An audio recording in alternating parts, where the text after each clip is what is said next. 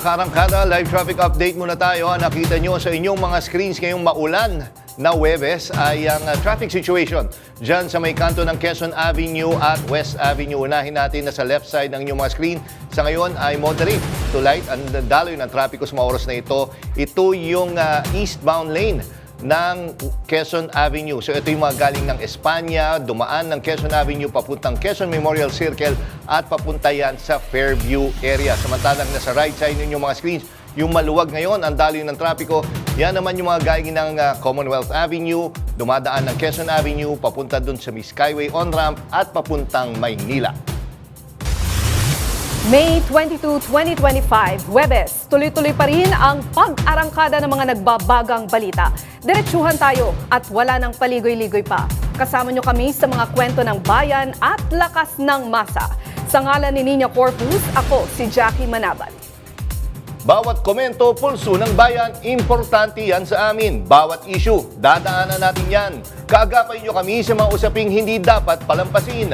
Live tayo sa Radyo 630, 92.3 FM Radio Manila at lahat ng FMR station sa buong Pilipinas.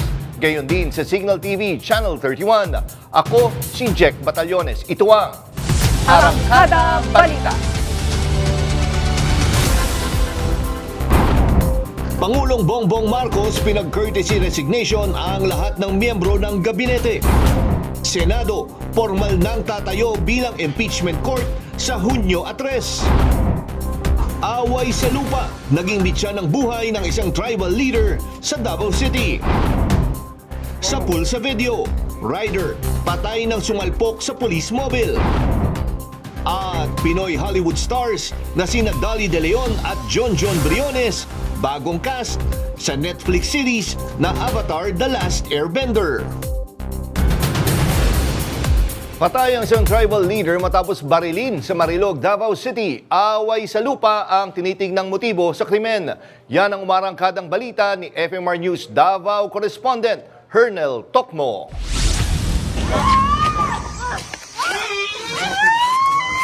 Labis ang pagdadalamhati ng pamilya ni Ronald Sucon matapos siyang barilin sa barangay Baganihan sa Marilog District, Davao City, Martes ng umaga. Pinapastol lang ng biktima ang mga kambing malapit sa kanyang bahay nang barilin siya ng hindi pa natutukoy na gunman. Sinubukan pa umanong tumakbo ng biktima patungo sa bahay nito, pero bumagsak dahil sa tinamong tama ng bala. Sinundan pa umano ng suspect ang biktima at binaril ulit siya na kanyang ikinamatay. Away sa lupa ang tinitingnang motibo ng PNP sa krimen. Ang gihatag lang nga initial sa atong investigator is sayuta gihapon.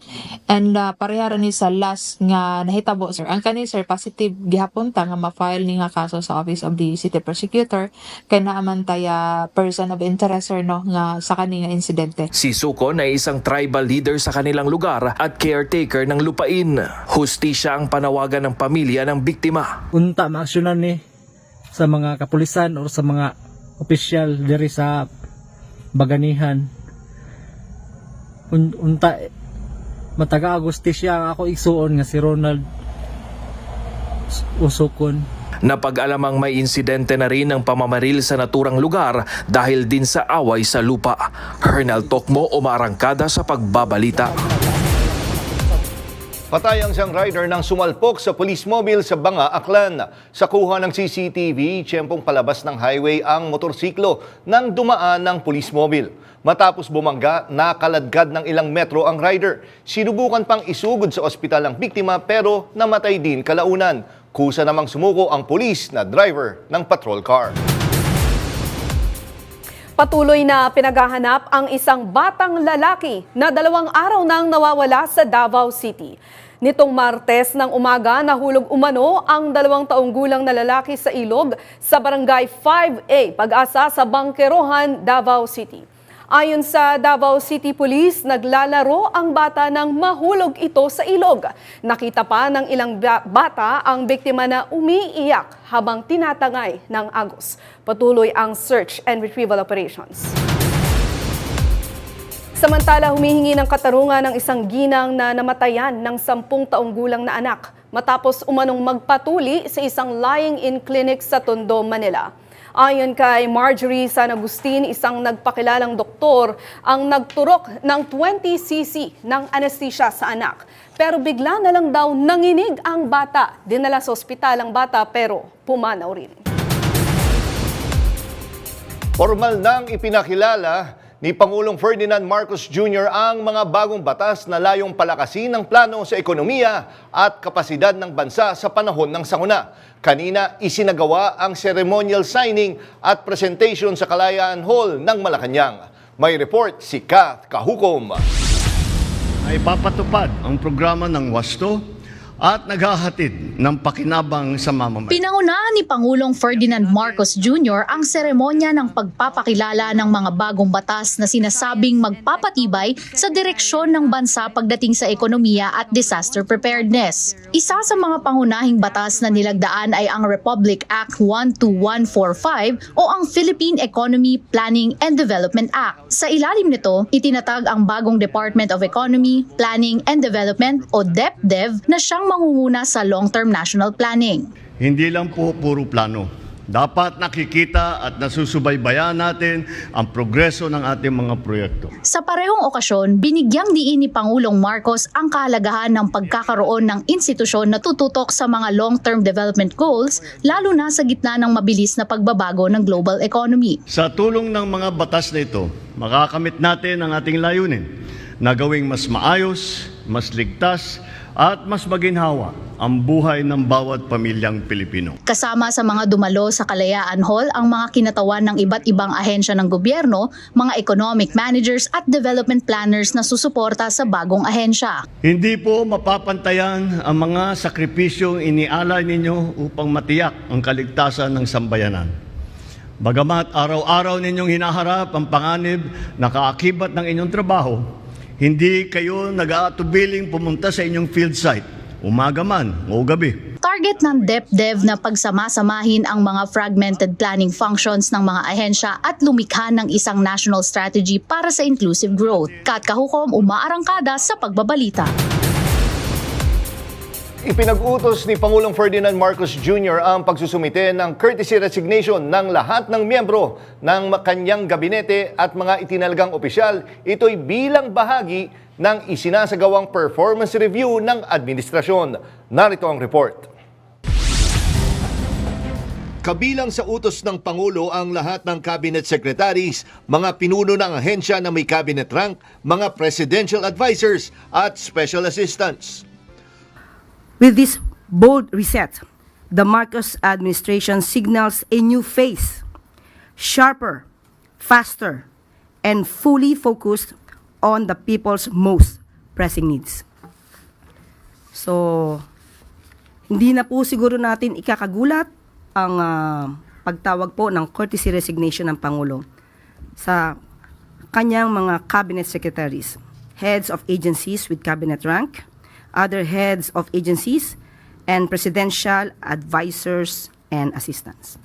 Ang mga cabinet members ay itinuturing na alter egos ng Pangulo. Kabilang dito ang mga kalihim ng finance, agriculture, education, justice, defense, health at iba pa. Saklaw din ng kautusan ang mga ahensya sa ilalim ng Office of the President, gaya ng National Security Advisor, Solicitor General, Chief Presidential Legal Counsel, Presidential Management Staff, at mga presidential advisors on peace, poverty, and maritime concerns.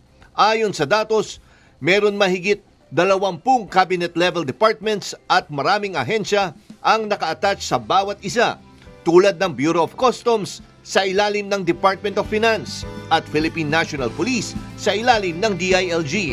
Ang layunin ng hakbang, tanggalin ang kumpiyansa at palitan ito ng resulta bilang bahagi na mas agresibong bersyon ng Bagong Pilipinas Agenda.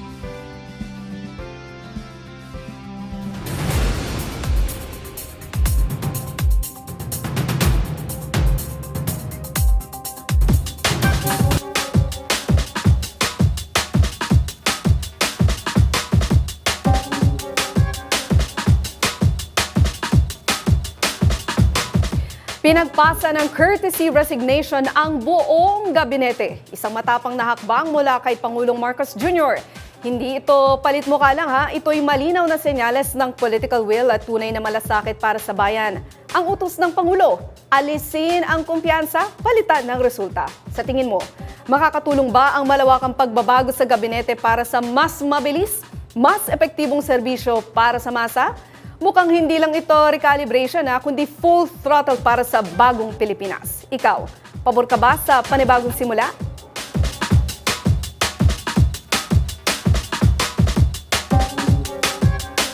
Siguro nararapat lang din na palitan yung mga gabinete. Mas malaki magiging impact siguro kung magkakaroon tayo ng mga matitinong opisyal sa gobyerno. Para sa akin, oo, mapapalakas kasi may kanya-kanya silang partido at saka sa political will. Lahat ng mga kailangan ng lalo ng mga matatanda ay approve yung dati. Mas gusto ko yun. Asikaso yung mga matatanda. Tama lang yung baguhin niya yung hanay ng mga kabinete para magkaroon ng pagbabago sa lipunan natin. Hindi matitigil ang mga programa ng gobyerno dahil tuloy pa rin ang trabaho ng mga miyembro ng gabinete. Ito ay sa kabila ng utos ni Pangulong Ferdinand Marcos Jr. na magsumite ng courtesy resignation ang cabinet members. Nauna nang inamin ng palasyo na frustrated ang Pangulo sa performance ng mga kalihim. Sinabi ni Palace Press Officer Undersecretary Claire Castro na tuloy pa rin ang trabaho ng mga miyembro ng gabinete hanggang sa makapili na ang Pangulo ng kapalit nila. Dagdag pa ni Castro, mas mabuting patunayan ng mga kalihim na nararapat silang manatili sa pwesto. Tuloy-tuloy lamang po ang pagtatrabaho ng mga cabinet secretaries at ng mga tao sa gobyerno. At mas maganda po itong mapakita rin ng ating mga heads of agencies, cabinet secretaries, na sila ay naaayon sa goal ng Pangulo. Ipakita nila na sila ay dapat na matantili bilang parte ng administrasyon ng ating Pangulo. Pinagpasa ng courtesy resignation ang buong gabinete, isang direktang utos mula kay Pangulong Ferdinand Marcos Jr. Ayon sa Malacanang, layon nitong masuri ang performance ng bawat miyembro ng gabinete bilang bahagi ng pagpapatupad ng mas mabilis at epektibong serbisyo para sa publiko. Hindi ito palitmukha lang, kundi hakbang para sa mas matibay na liderato at mas maayos na pamahalaan. Kasama natin ngayon live via Zoom si Alan Herman, veteran campaign strategist, para bigyan tayo ng mas malalim na pananaw ukol sa naging desisyon ng Pangulo. Magandang hapon po, Sir Alan. Jack Batallas po and Jackie ang kasama ko ngayon. Si Jackie Ma'am Jackie, how are you? Kamusta? Parang napapadalas na itong usapan natin. Ano? Very interesting cabinet revamp at siguro titignan natin dyan yung timing and the breadth of it. Medyo malawakang courtesy resignation na ni-require ng ating Pangulo. Diretsahan na, sir, no? Paano nyo tinitignan itong hakbang ng Pangulo na sabi ng iba, no, bold leadership move na maaring magpalakas pa sa performance ng gabinete? What do you think, sir? Well, I mean, it is a bold leadership move if you want to put it that way kasi ang command responsibility. Ang midterm elections, may tuturing nating midterm assessment din, di ba? Parang nagpapatakbo ka ng kumpanya o Philippines Incorporated. Bilang chief executive, ikaw ang tumatayong CEO at nagkaroon ng midway assessment at base na lang sa resulta ng halalan, mukhang hindi natutuwa ang mga tao. Mukhang the mandate has been the message has been clearly delivered na naghahanap pa ng mas maayos na pagpapatakbo ang mga botante, mga Pilipino, kaya gumawa siya ng hakbang na ganito upang siguro mapaganda ang daloy ng serbisyong pampubliko sa ating mga mamamayan. Sir Alan, ganito, no, may mga partner sa social media, Sir Alan and Jackie, no, mababasa mo, may syempre maraming analyst na lumalabas ngayon mga analyst sa mga social media. Yes, oo. Ang sinasabi nila, meron lang daw kasi mga gustong tanggalin. Tapos ito na lang yung ayaw lang nila i-single out, so ginawa lahat na lang. Tapos para magkaroon ng clean slate, kumbaga madali matanggal, yung mga gusto talagang tanggalin. Sir, totoo kaya itong mga analysis ng mga sa social media po? Well, aren't we all armchair analysts in our own way, I suppose, no? Pero ang katotohanan dyan, ang katunayan dyan, ang courtesy resignation, pag hinihingi yan ng Pangulo, usually that encompasses a wide breadth of cabinet officials and appointees. Talagang talagang binibigyan mo ng leeway ang presidente dahil at the end of the day, alam yan ng mga tumatayo at namumuno sa mga cabinet positions that yung tinatawag nilang they serve at the pleasure of the president, at the whim and the will of the president. Pwede silang tanggalin at any time. So, hindi na kailangan ng ganitong hakbang kung halimbawa si Pangulong Marcos Jr. ay hindi natutuwa sa isang cabinet secretary o department head. Maaari lang yan tanggalin yan anytime. They serve at his will and whim, no, at his pleasure. Kaya itong courtesy resignation na to, this widespread request for courtesy resignation, I think is may mas malalim na rason pa dyan. At may kinalaman to obviously sa midterm elections. Oo, nabanggit nyo na nga po yung midterm elections at yung malalim na rason. Don't you think yung timing nito, is it setting the tone for, alam na natin, yung mga next na mangyayari dito sa political landscape natin dito sa Pilipinas? Well, Ma'am Jackie, siguro ang best way to answer that is this administration in its last 3 years ay nangangailangan ng kaibigan. It is an administration really in search of allies and in need of allies dahil ang mga nanalo nung nakaraang eleksyon, may tatawag natin na either traditional opposition or yung bagong opposition ng PDP Duterte camp. Yes. So napansin natin that immediately after the elections, nagpahayag ang Pangulo at sinabi na at kino-opt, ginamit niya ang mismong linya ng Pinklawan at mga Dilawan. Sinabi niya sa gobyernong tapat, sama-sama tayong lahat. So it's clearly a way for him to and what else can the government do to cement at may mapatunayan, kumbaga yung tinatawag na sa English na putting your money where your mouth is. Then to maybe include more colors of the political spectrum in his cabinet as a way to show na ako seryoso ko, yung unity na hindi natupad dati, kahit last 3 years, ipatupad na natin ngayon.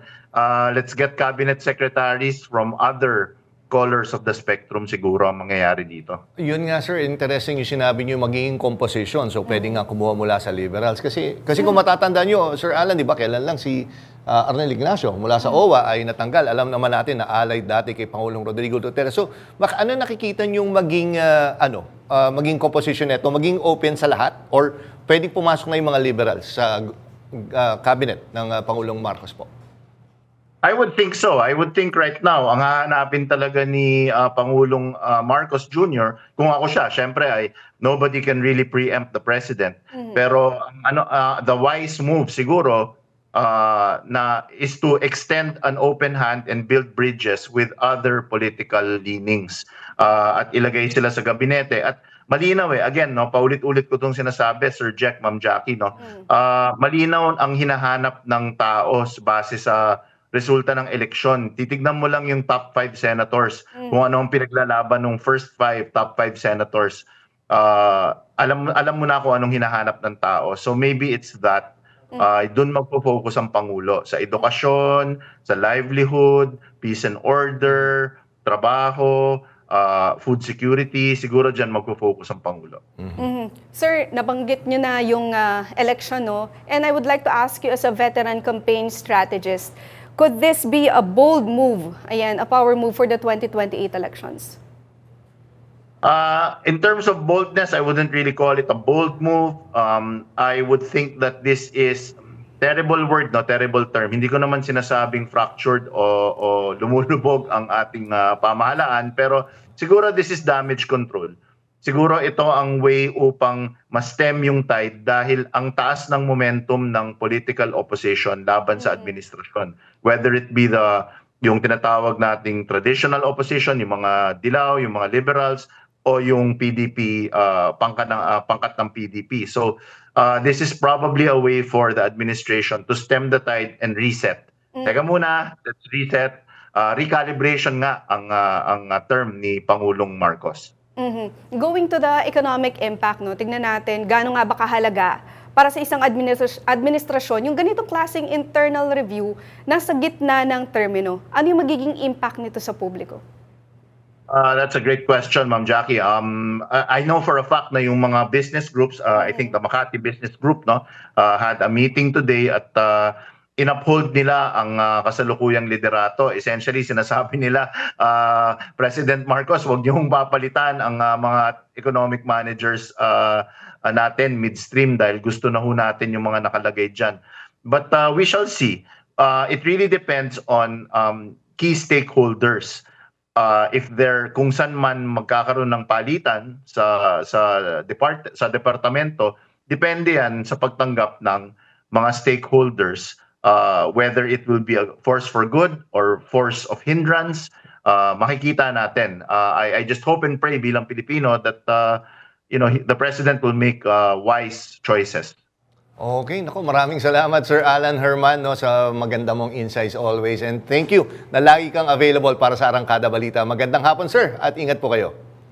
Magandang hapon Sir Jack, Ma'am Jackie at sa lahat ng tagapagkinig at nanonood. Salamat po.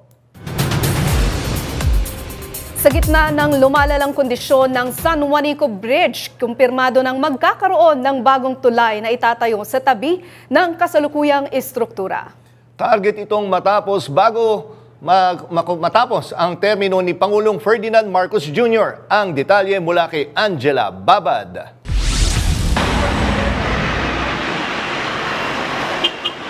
Isang bagong San Juanico Bridge ang itatayo sa ilalim ng administrasyon ni Pangulong Bongbong Marcos. Ito ang kinumpirma ni DPWH Secretary Manuel Bonoan ngayong linggo. Ang kasalukuyang tulay na 2.16 kilometers ang haba na nag-uugnay sa Samar at Leyte ay itinayo pa noong 1969 at ngayon ay may mga limitasyon na sa bigat at daloy ng trapiko dahil sa matinding pagkaluma at kakulangan sa maintenance. Noong 2022, sinimulan na ng DPWH ang rehabilitation work sa halagang 84.7 milyon pesos. Kasama dito ang pag-repaint ng steel structure, pagpapalit ng bolts at corrosion testing. Pero ayon sa mga eksperto, hindi na sapat ang pagsasaayos, kaya ipinag-utos na ang pagtatayo ng bagong tulay. Ang bagong San Juanico Bridge ay may habang 2.6 kilometers at suspension bridge design ang gagamitin. Ang proyekto ay pupondohan ng pamahalaan ng Japan sa ilalim ng Official Development Assistance. Ayon kay Secretary Bonoan, kasalukuyang ginagawa ang detailed engineering design at inaasahang matatapos ito pagsapit ng 2026. Pagkatapos nito, agad nang sisimula ng konstruksyon. Sa ngayon, stop-and-go traffic flow na ang ipinatutupad sa lumang tulay at may 3-ton weight limit para sa mga dumaraang sasakyan. Isa ito sa mga flagship infrastructure projects ng kasalukuyang administrasyon na layong paluwagin ang biyahe sa Eastern Visayas. Angela Babad, Umaarangkada sa Pagbabalita. Isa sa mga itinuturing na kritikal na infrastructure project sa Eastern Visayas ay ang pagtatayo ng bagong San Juanico Bridge. Habang hinihintay pa ang aktual na konstruksyon, kasalukuyang isinasagawa ang pagsusuri sa lumang tulay. Live mula sa Tacloban, si Don Chu. Don, kamusta dyan? Jackie, puspusan ngayon ang testing at monitoring ng DPWH dito sa San Juanico Bridge. Layunin nga nito na matiyak ang kaligtasan ng mga dumadaan sa tulay habang pinaplano na ang bagong tulay na itatayo sa tabi nito. Dahil sa patuloy na pagkasira ng lumang San Juanico Bridge, mahigpit na ang inspeksyon at structural testing na isinasagawa ngayon ng DPWH. Kabilang sa mga isinasagawa ay ang non-destructive testing, corrosion check at pagsusuri ng high-tension bolts at bakal ng tulay. Ipinapatupad na rin ang stop-and-go traffic scheme at 3-ton weight limit na lalong nagpapabagal sa daloy ng sasakyan sa pagitan ng Samar at Leyte. Ipinangangamba ng ilang residente at negosante ang epekto nito sa kalakalan, turismo at transportasyon, lalo na sa mga truck ng produkto at delivery vehicles. Ayon sa DPWH, target matapos ang detailed engineering design ng bagong tulay sa 2026 at agad itong sisimulan pagkatapos. Pupunduhan ng proyekto ng Japanese government bilang bahagi ng Official Development Assistance.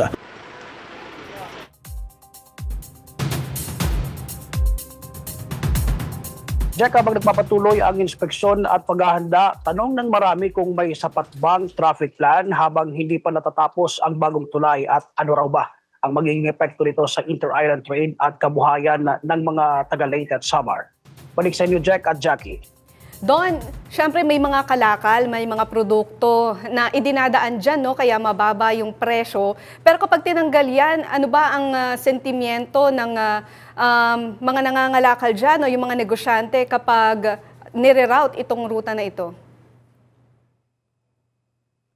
As of now, wala pang rerouting talaga. Ang mabilis lang na solusyon ng mga lokal na pamahalaan dito ay ang paglagay ng maraming roro dahil hindi naman kinukonsidera ng DPWH ang maglagay ng temporaryong tulay para sana sa rerouting dahil aabutin rin kasi ito ng ilang taon at syempre maglalabas rin ng pondo para dito.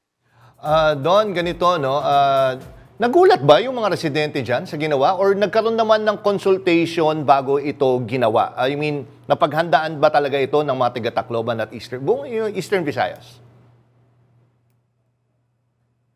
Sa totoo lang, marami din talaga ang nashock dito no, sa naging deklarasyon ng DPWH na temporaryong isara muna, i-limit muna ang load na papasok o dadaan dito sa San Juanico Bridge.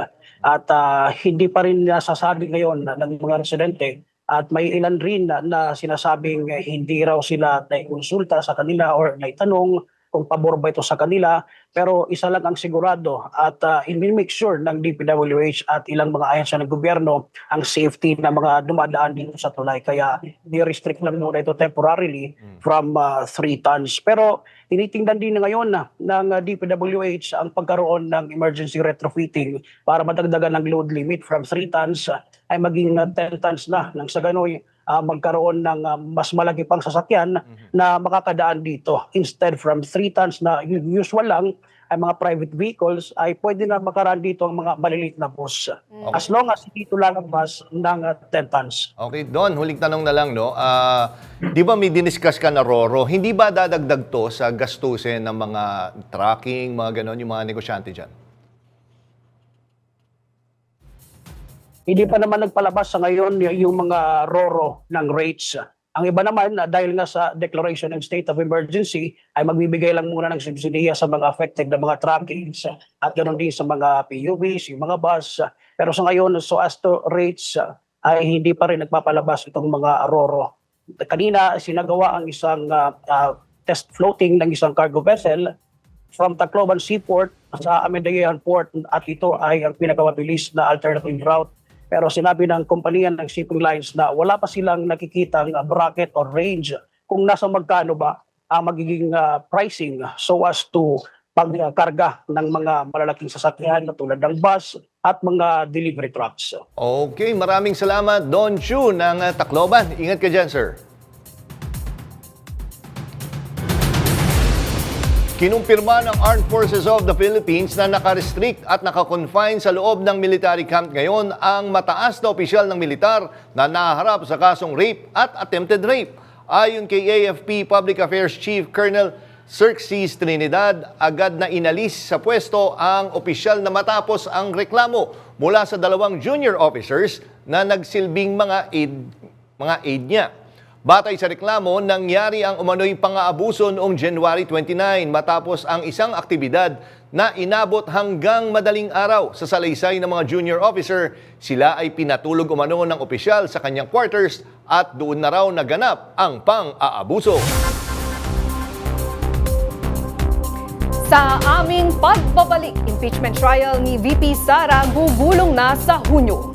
Marami pang mainit na balita sa pagbabalik ng Arangkada Balita.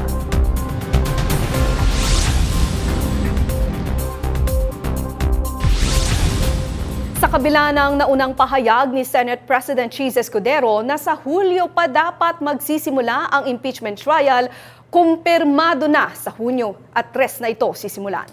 Ayon sa opisyal na liham ng Senado sa Kamara, magbubukas ang impeachment court 1 araw bago matapos ang pagbasa ng Articles of Impeachment.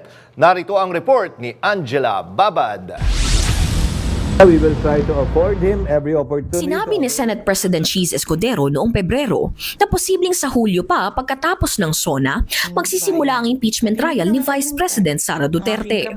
Pero batay sa liham na may petsang 19 ng Mayo, magkakaroon na ng convening ng impeachment court sa 3 ng Hunyo. Nakasaad sa liham na sa 2 ng Hunyo, alas 4 ng hapon, inaasahan ng Senado ang pagdating ng House Prosecution Panel para basahin sa open session ang 7 articles of impeachment. Kabilang sa mga paratang laban kay Duterte ang pag-utos umano ng pagpatay sa Pangulo, unang ginang at speaker, pananabutahe, malversation at graft, at pagkakaroon ng di naiulat na yaman. Nakaugat ang reklamo sa press conference ni Vice President Sara noong November 2024, matapos ma-detain ang kanyang Chief of Staff na si Zulica Lopez. Ayon sa Senate calendar, June 4, issuance ng summons. June 14 to 24, submission ng pleadings. June 25, pre-trial. July 30, simula ng trial proper, 1 araw matapos ang sona ng Pangulo. Inaasahang gagamitin ng Senado ang revised rules on impeachment trials na aaprubahan rin sa June 2. Angela Babad, umaarangkada sa pagbabalita. Kinumpirma ni Speaker Ferdinand Martin Romualdez ngayong Huwebes ang pagtanggap ng liham mula kay Senate President Francis Cheese Escudero kaugnay ng nalalapit na impeachment trial laban kay Vice President Sara Duterte. Ayon kay Speaker Romualdez, ang liham ng Senado ay ipapasa sa House Panel of Prosecutors bilang bahagi ng formal na proseso. Ang liham na ito ay opisyal na nagmarka ng paglipat ng jurisdiksyon mula sa House patungo sa Senado na ngayon ay magsisilbing impeachment court. Batay sa liham ni Escudero na may petsang May 19, nakahanda na ang Senado na tumanggap sa mga taga-usig ng Kamara sa darating na Hunyo 2, alas 4 ng hapon. Inaasahan ding babasahin ng House Prosecution Panel ang 7 kasong nakapaloob sa Articles of Impeachment sa isang open session.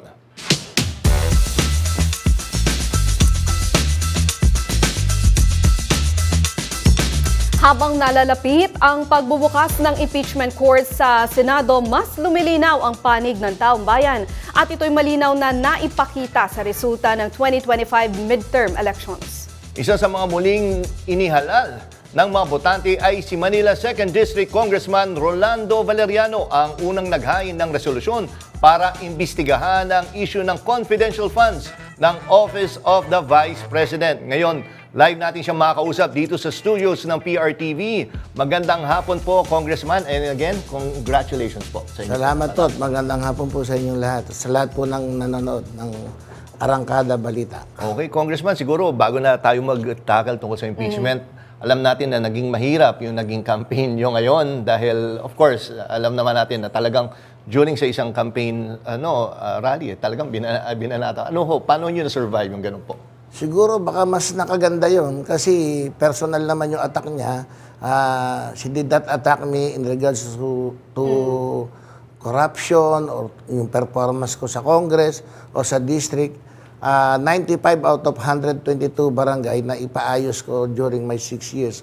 So baka mas nakaganda yung atake niya. Pag inatake mo yung congressman, kung nagawa mong atakihin ng personal yung isang nasa mataas na posisyon, the more na kayang-kaya mo atakihin yung taong bayan, siguro na nakita ng mga constituency ko na kung nagawa mo sa isang katulad ni congressman niya, magagawa mo rin sa amin yan. Baka mas nakaganda yung atake niya na yun. Yun nga, partner Jackie, siguro para meron talaga, tanungin sa inyong congressman, paano magiging working relationship niyo with nahalal na mayor na si Isko Moreno? Kasi nakita natin, nagbigay siya ng statement, I think that was last week, na hindi daw pwede, papakulong daw pag yung mga nambubuli or nang aabot. Tama naman yun. Pagka merong kasalanan siguro sa batas, dapat lang na makulong. Pero kung yung sinasabi niya sa pambubuli, I don't think so na yung mga congressman bully. It's part of our job bilang isang congressman. Ginawa lang namin yung katungkulan namin. A privileged speech sa part of my trabaho, di ba? My work. So, wala akong nakitang masama ron.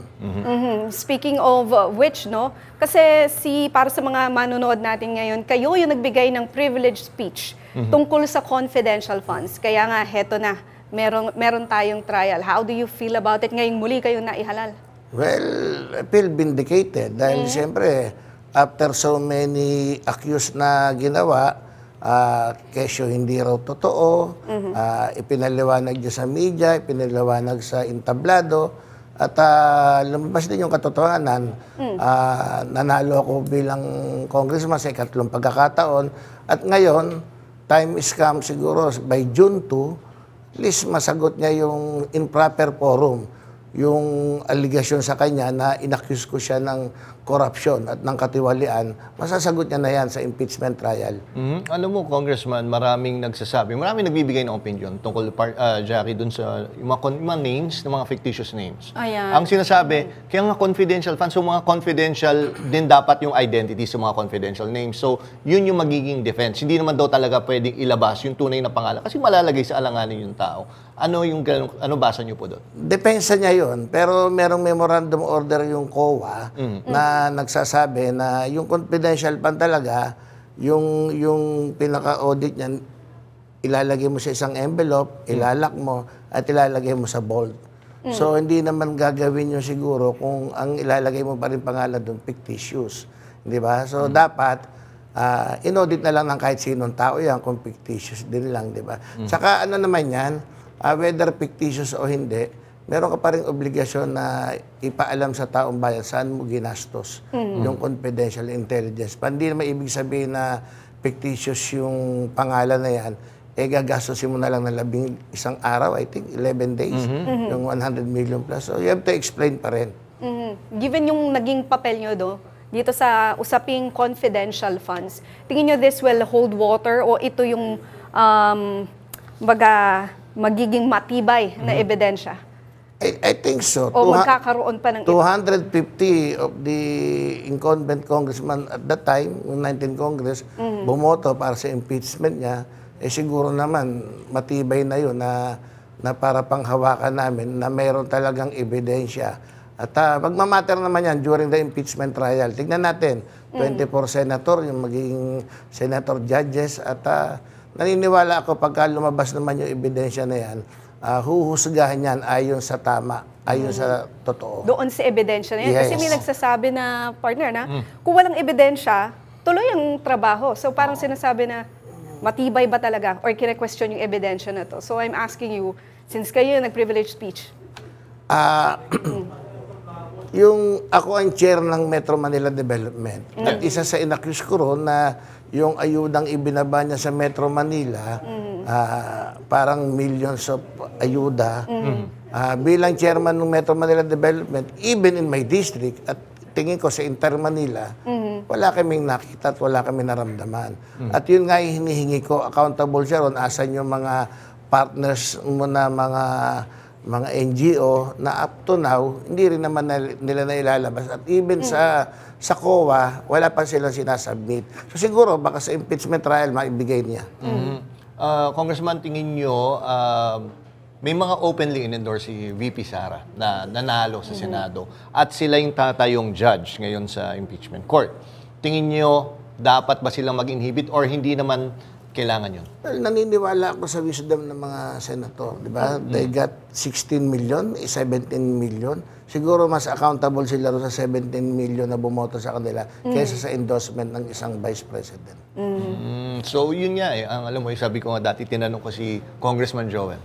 Sabi ko, paano ka magpe-present ng isang ebidensya sa isang taong alam mo na halos alam na niya kung ano yung magiging desisyon niya. Paano mo, At the end of the day, naniniwala ako na kapag lumabas lahat ng ebidensya, whether you are pro or anti, magdidesisyon ka pa rin dun sa tama. At pag nakita mo yung clamor ng taong bayan na talagang blatant, na talagang wala palang Mary Grace Piatos talaga, siguro isa sa lalabas yan. Hahanapin natin si Mary Grace Piatos. At pag hindi nakita, siguro naman gising ang diwa ng mga senador. At magdidesisyon sila ayon doon sa tama, sa ebidensya. Pero curious lang ako, sir, no? Yes, lumabas yung mga names na nakatawa yung mga pagkain, sila Mary Grace Piatos. Pero anong mga figures pinag-uusapan nila? Maliit lang ba ito? Mga pa 1,000 lang ito? Mga ayudang gano'n? Hindi, malalaking figures sa pinag-uusapan Malalaking figures. Dahil basta total yan, 100 millions di ba? Okay. Nakakuha siya ng within, if I'm not mistaken, medyo matagal na kasi, parang 125 million yung within 11 days yung nagastos niya. So from December up to December 30 o 31 inubos niya yung 11 days. So i-backward computation mo na lang. So, siguro mga December 20 nag-start yung 125 million. Yun. ite-televise itong impeachment Yes, trial, partner, no? So, kumbaga, magkakaroon ng court of public opinion. Sa tingin niyo ba magiging favorable siya? Pag tinelevise siya, siyempre transparency yun, di ba? At least makita ng taong bayan, o yung sinasabi pala ng mga congressman na ito, hindi totoo. Or pwede rin namang sabihin nila, tama pala, bigat ng ebidensya niya. Mas tama siguro ang televise yan para at least yung public opinion, makita rin natin kung ano yung... At naniniwala naman ako, nangyari na before di ba? Minsan, merong hindi umayon pero nagalit ang taong bayan Di ba? So siguro darating yung paghuhusga at naniniwala ako magdi-decide yung 24 senators ayon do sa bigat ng ebidensya. So ang sinasabi niyo, sir, mas mananaig ang ebidensya kumpara sa alliances. Yun ang sinasabi niyo, sir. Tingin ko naman, dahil yung 24 senator naman, yung wisdom naman nila, maayos naman yung nanalong 24. Okay, nako. Maraming salamat po, Congressman Valeriano, sa pagpasyal po dito sa Arangkada Studio. Mabuhay po at congratulations at po. At magandang gabi po sa lahat na nanonood sa inyo. Salamat po, Maraming sir. salamat po.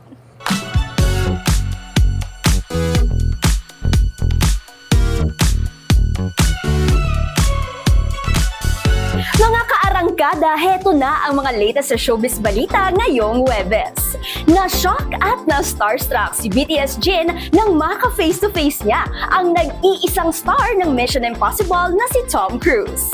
Yeah, first of all, I just want to say congratulations, your band and your career and what you created. It's very impressive. And I'm a big fan and I'm very happy to be here and to be on your show right now. Happy si Jin nang malamang BTS Army din pala si Tom.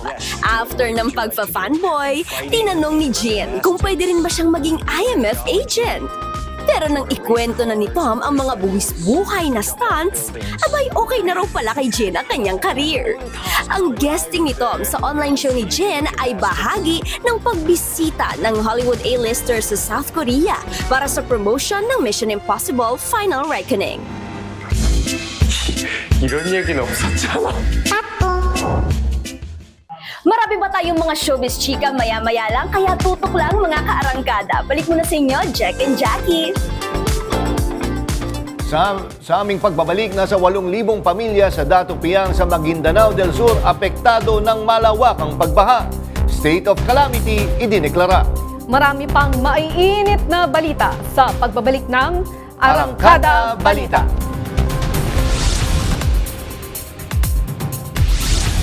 Isinailalim na sa state of calamity ang bayan ng Dato Piang sa Maguindanao del Sur matapos ang malawakang pagbaha na dulot ng Intertropical Convergence Zone o ITCZ. Ayon sa Municipal Disaster Risk Reduction and Management Office, halos 8,000 pamilya sa 16 na barangay ang apektado ng baha.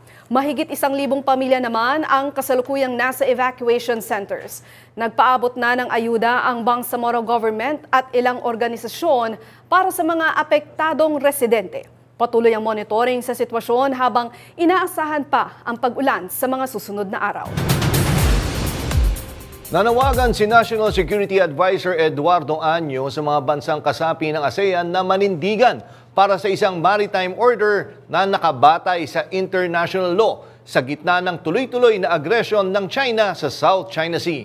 Iginiit ni Año ang kahalagahan ng 1982 United Nations Convention on the Laws of the Sea o UNCLOS bilang pundasyon ng regional stability. Giit ni Año araw-araw na may nangyayaring iligal, mapanlinlang at agresibong kilos ang China sa karagatang inaangkin din ng Pilipinas, Vietnam, Malaysia, Brunei at Indonesia. Binanggit din ni Año na mahalagang itulak ang isang epektibong Code of Conduct para sa South China Sea na nakaangkla sa UNCLOS at tutulan ang anumang pagtatangkang baliwalain ito. Nanawagan si National Secretary Advisor Eduardo Año sa mga bansang kasapi ng ASEAN na manindigan sa ilalim ng international law sa gitna ng patuloy na tensyon sa South China Sea. Sa kanyang talumpati, binigyang diin ni Año ang kahalagahan ng UNCLOS o United Nations Convention on the Law of the Sea bilang pundasyon ng regional order, kasabay ng panawagan para sa mas matibay na Code of Conduct na susuporta sa karapatan ng mga bansa sa rehiyon. Kaya ngayong hapon, makausap natin sa linya ng telepono si Dr. Sherwin Ona, Associate Professor ng Department of Political Science and Development Studies ng De La Salle University para bigyan tayo ng mas malalim na pananaw sa issue. Magandang gabi po, Professor Ona. Welcome po sa Arangkada Balita ulit. Jack Batallones po at Jackie Manabat. Hello, Jack. Yes po, sir. Nandiyan po ba kayo? Baka pangit lang yata yung linya ni sir. Professor Ona? Nako, mukhang may problema lang sa ano, no? Pero nakita natin, no, may yung aggression, no? Parang paulit-ulit na eh. Alam mo, partner, totoo yan. Kasi ilang beses rin naman na tayo nakapunta sa West Philippine Sea. Tama, di ba? Ikaw mismo. Parang pare-pareho nang nangyayari. Pare-parehong aggression. Pare-parehong sabi nila, ihahain natin sa International Court of Law. Pero anong nangyayari? Kaya maganda nga naman nag-uusap tayo. Sabi, ba't may bago na naman ba nangyayari? Tapos pinakita ko sa'yo, tapos sabi mo, parang paulit-ulit na eh. No? Paulit-ulit. Sabi ko nga, ano ba to? Pinag-ano lang tayo? Sinasanay na lang tayo? Alam mo, hanggang maging manhid na lang tayo. Diba? Pero nung delikado yung maging manhid, Oo, diba? Sa ganong issue na yun. Pero nung time mo na nag-West Philippine Sea, hindi ka naman nakaranas ng aggression na ganyan? Well, na bomba ng tubig. Ayan, kasama yan eh. So sinasabi nila it's an aggression. Pero if you look at yung mga Chinese news sites, yung mga Chinese newsrooms, talagang tinatawag nila na yung bahagi na yon ng West Philippine Sea o South China Sea ay property o kasama sa China. Kaya nga siguro linawin natin kay Professor Ona. Professor, andyan na ba kayo? Opo. Professor. Naku, talagang mukhang hindi maganda yung linya ni Professor. Baka nasa South China Sea. Oo, baka naman nandun siya mismo. Sige, mamaya, Professor, hintayin lang natin na magkano. Pero yun nga, ituloy mo yung kwento. Pero di ba, nakita natin makasama natin sa media. Oo. Ayan, ganyan, nalalapitan ka. Itong distance na ito, partner, delikado na ito. Kasi yung maneuver na yan, pwedeng makasakit yan eh. O kaya, delikado na yan. Kumbaga, tailgating. Kumbaga sa land transportation linggo, tailgating yan. Tapos ito, yung sinusundan o iniikutan tayo ng mga Chinese vessels. Tapos, yan, naranasan mo yung iniikutan talaga? Oo. At nakakatakot syempre yung ganyan, no? Sige, habang inaayos pa yung linya ni Professor Ona, Jackie, balikan na lang muna natin mamaya. Diyan lang kayo dahil marami pang maiinit na balita sa pagbabalik ng Arangkada Balita.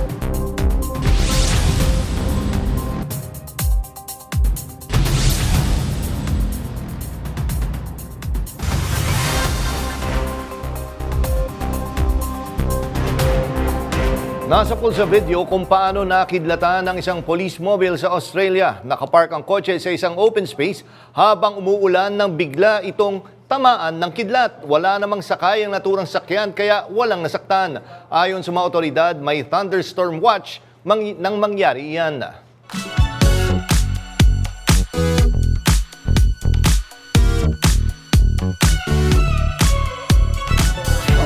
Karakter ang gagampanan na nag-iisang Dolly De Leon para sa hit series na Avatar: The Last Airbender. Kambal na tagapayo ng kontrabidang si Azula ang role ni Dolly. Siya si Lo Atlee ng Fire Nation. Cast din ng Avatar ang film actor na si John Briones. Siya naman si Piandao na isa ring taga Fire Nation at magiging mentor ng isa sa mga bida. Masasabi ngang Filipino-led ang Avatar dahil ang mismong lead star na si Gordon Cormier as Aang ay isang Filipino-Canadian.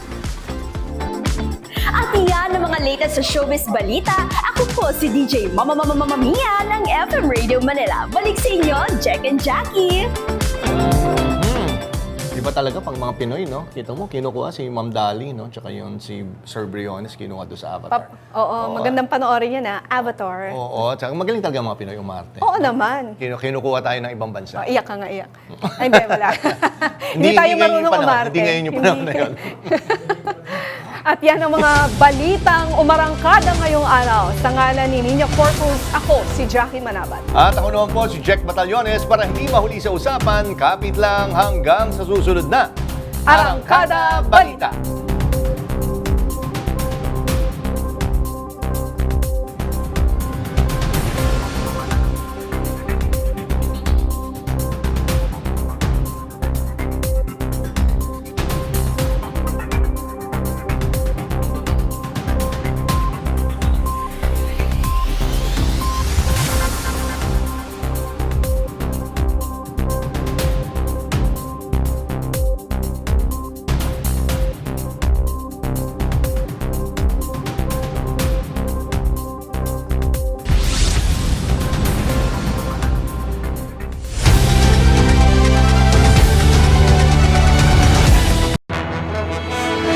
Walang lunch break ang pagseserbisyo. Kasama nyo sa tanghalian, nagmamalasakit, nagseserbisyo. Nina Corpus, kasama si Migs Bustos. Serbisyo agad, serbisyong sagad, nagseserbisyo. Nina Corpus, tuwing alas 12 ng tanghali, dito lamang sa Radyo 630 at Teleradyo Serbisyo.